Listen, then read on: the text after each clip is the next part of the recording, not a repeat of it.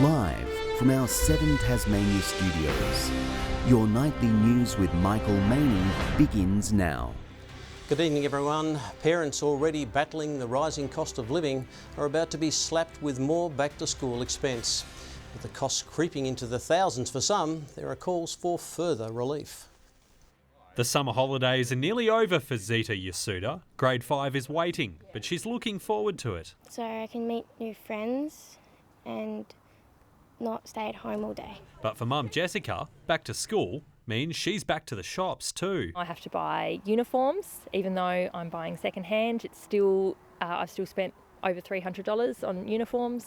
My son needs a computer for high school, needs a new school bag, everyone needs new school shoes. It comes with the rising cost of living already hitting the hip pocket for families everywhere. A survey by Finder showing 3 in 10 Aussie parents are struggling with back-to-school costs, estimated at just over $2,500 for each primary school child, and nearly $5,000 for secondary school students. Everyone I speak to is just finding it very, very stressful at the moment. The Labor Party wants to support families, making it easier for them to pay their levies quarterly without needing to ask the school office, which is currently the case. Also planning an excursion costs fund and to expand the Ticket to Play program. The government says it's already stepping into the space. We've got now 23,000 families that we're supporting through back-to-school measures and through the student assistance scheme, for example. Removing the financial barriers, crucial to giving the next generation the best possible start. Josh Duggan, 7 Tasmania News.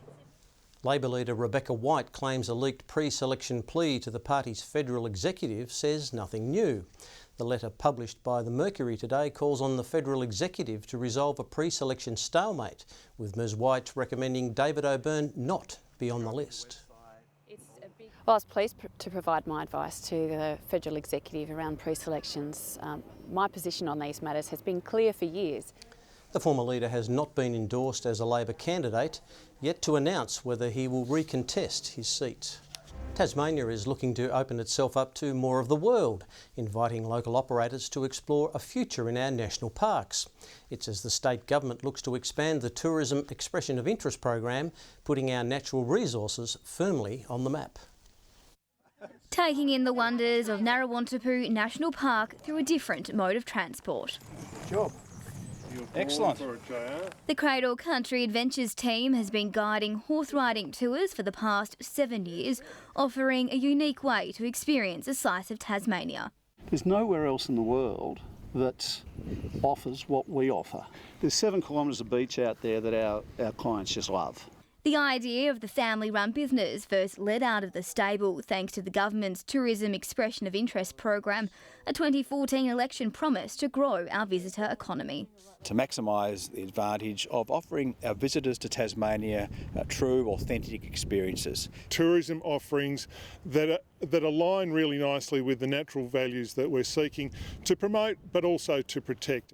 The ambitious plan to open up our national parks and reserves hasn't been without controversy, the process accused of lacking transparency and proper scrutiny.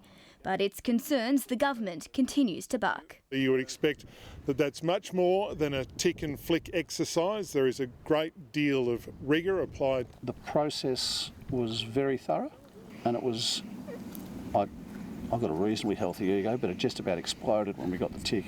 Now saddling up for more operators to share their bright idea. And that drives investment, jobs in the regions and provides the growth in their local economy. Pushing ahead with its promise to transform Tasmania into the environmental tourism capital of the world. We're right off into the sunset, were we?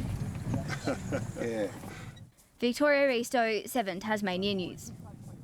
Hobart's Telstra customers are being warned of potential mobile service disruptions from tomorrow.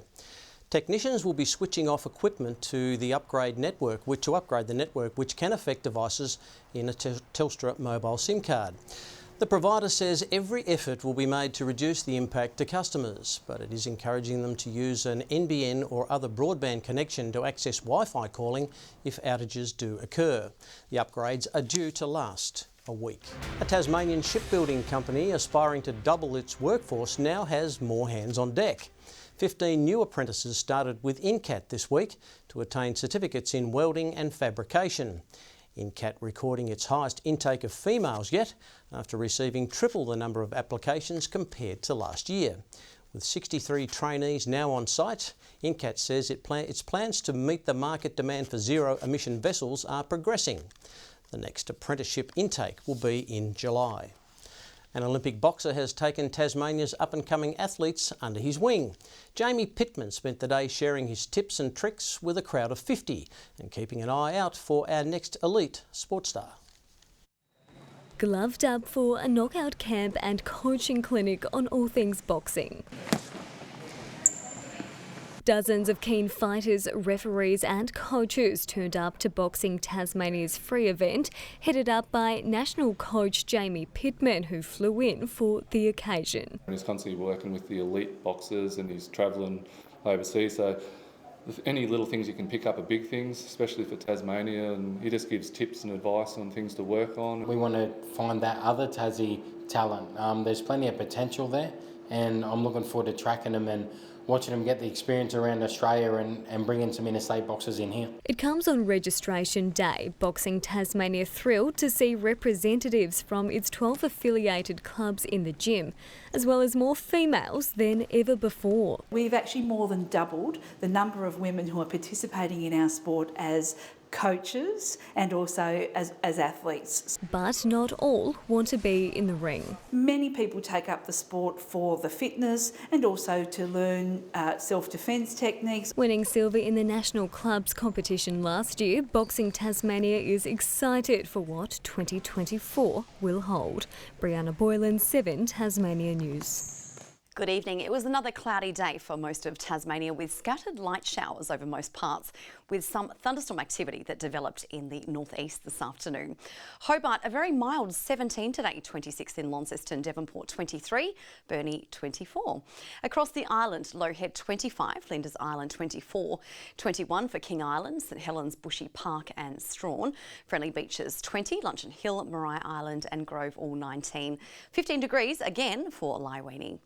Overcast conditions are seen over most of Tasmania today, with some sunny patches over the northwest coast. Low cloud hovers over parts of Tasmania and Victoria. Mostly clearer skies lie over the south of the mainland. Tomorrow, a high pressure system will move towards the southwest of the state, extending a ridge over the southeast of the continent. South to southwesterly winds 10 to 20 knots, increasing up to 30 knots about the east in the morning. Southwesterly swells in the west and south, building up to 2 metres. A strong wind warning has been issued by the Bureau for coastal waters between east of Flinders Island to Wineglass Bay. A morning shower or two for Hobart tomorrow with 16 degrees, much the same for Dover 17. Showers likely in Ouse with 19. Late showers on the way in the north, Launceston 22, 21 for Devonport, Scottsdale 20 degrees. Late showers also for Burnie 19 and possible showers also for Strawn. Possible late showers in store for Stanley, 21's the maximum. Partly cloudy towards the east, St Helens 19, Swansea and Ross both 17. Forecast for Tuesday, morning showers in the northwest, otherwise fine, apart from isolated showers during the afternoon. Wednesday, warm and humid with possible light rain statewide during the morning. We can also expect a partly cloudy afternoon with showers developing about the west. Thursday, showers continue about the west, partly cloudy to sunny conditions elsewhere. Further north now, the mercury continues to climb in Alice Springs, expecting 40 degrees tomorrow, 32 and sunny in Adelaide, fine and sunny also in Perth with 28. Partly cloudy conditions expected across the eastern seaboard. And right now in Hobart, it's mostly cloudy with 15, much the same in Launceston, 20 degrees, but mostly sunny in Devonport with 21. A pleasure as always, Michael. That's all from me in weather. Enjoy the week ahead. Professionally done as always, Kyle. Well, finally tonight, a sea of vivid colours is blooming in Amsterdam as the Netherlands marks its National Tulip Day. As many as 200,000 tulips went on display, prime for picking, with visitors encouraged to create their own bouquets. Tulip Day has been celebrated in the Netherlands, the world's largest tulip producer, since 2012. Well, that's all your news for now. Thanks for joining us. Enjoy the rest of the evening on 7. Good night.